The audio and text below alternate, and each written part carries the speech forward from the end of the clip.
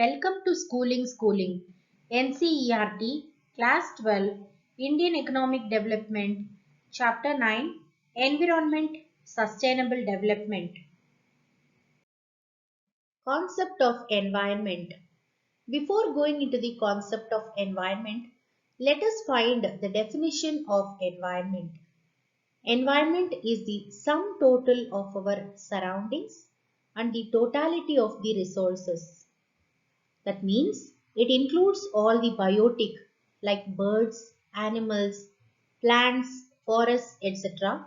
and abiotic, example water, sun, land, mountains, etc. the factors that influence each other. The Environment Act 1986 says environment includes water, air and land and the interrelationship which exists among and between water, air, land and human beings and other creatures, plants, microorganisms and property. All that which surrounds us is called as environment. For example, trees, land, water, etc. So what are the functions of environment?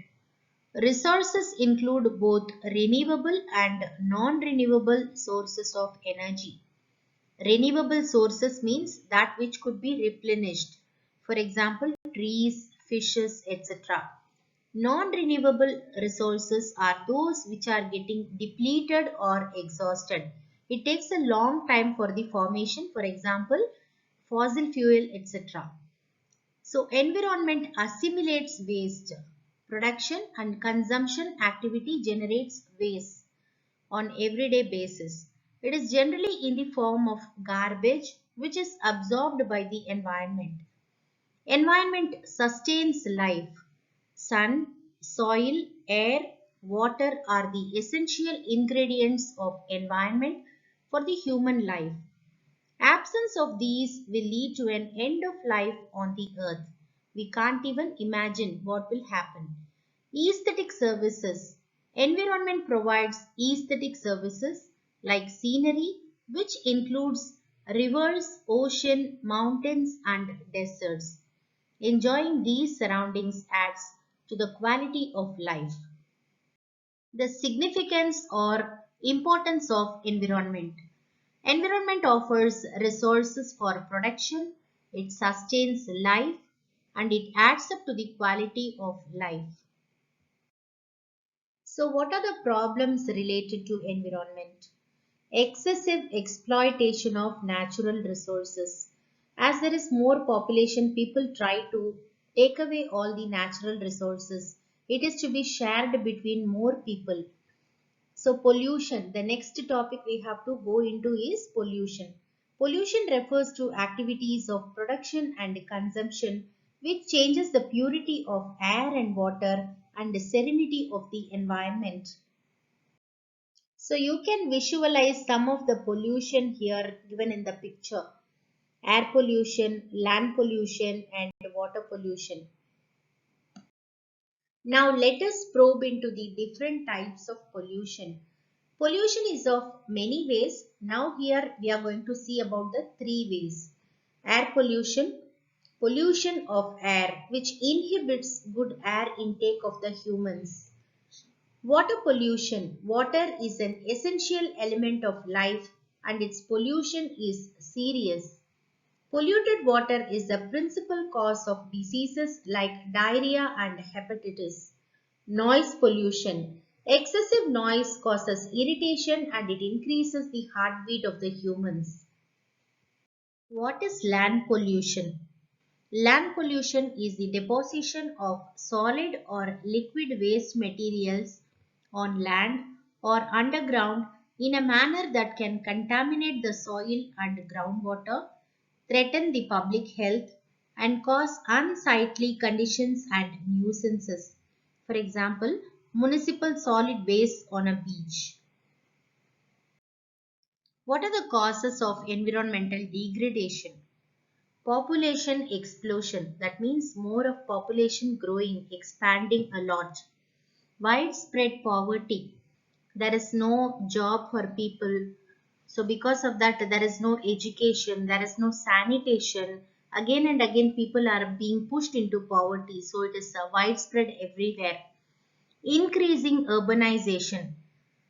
Wherever we see industrialization, you can see urbanization also. People start building homes near the industries so that it is better, easy for them to commute. Increased use of insecticides, pesticides, and chemical fertilizers for the growth of agricultural produce.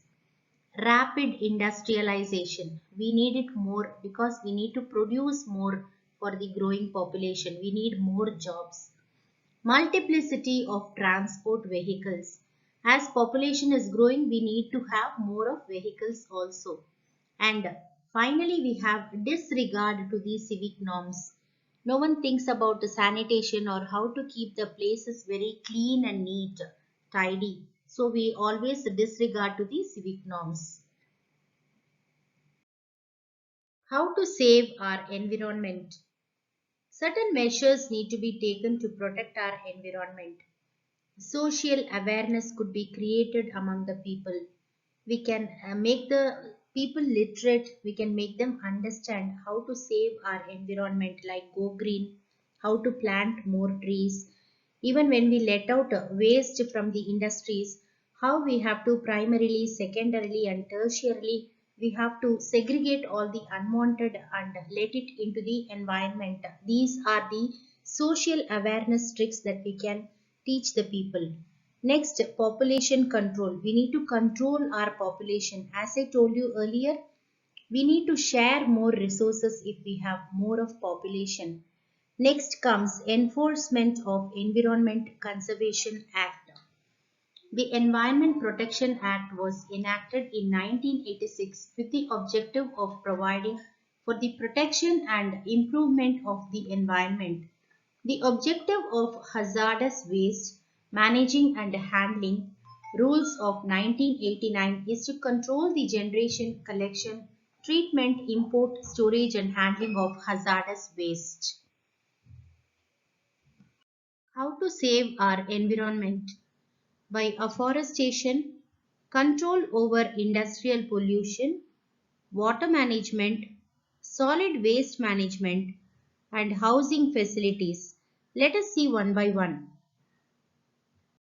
Afforestation. It is by creating forests by planting trees. We can plant more number of trees so that we get good air, oxygen. Control over industrial pollution.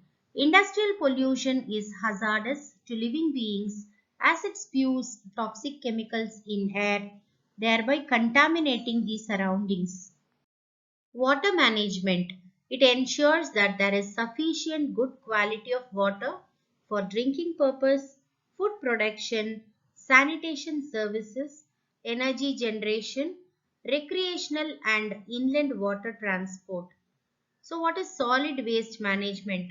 It is a process of collecting and treating waste. It also offers a solution for recycling items that do not belong to garbage or trash. What is sustainable development?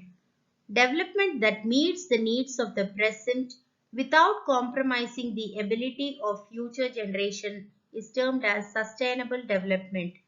What are the features of sustainable development? Raise in per capita income and economic welfare, rational use of natural resources without spending too much of natural resources. We have to use it very carefully.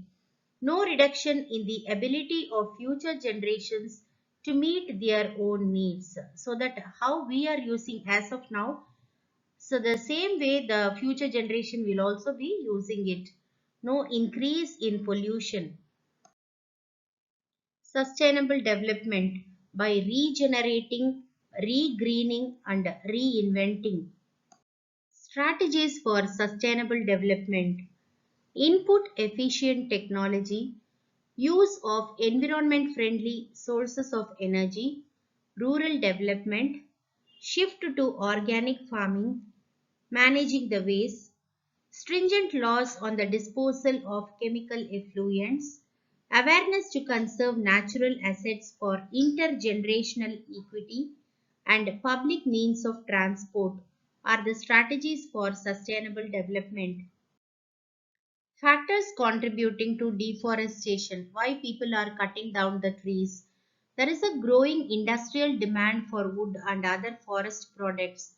There is also a growing demand for wood owing to explosive rise in population as there is more of urbanization and river valley projects.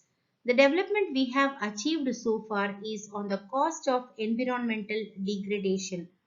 The era of globalization promises higher economic growth, but on the same side, it had adverse consequences also.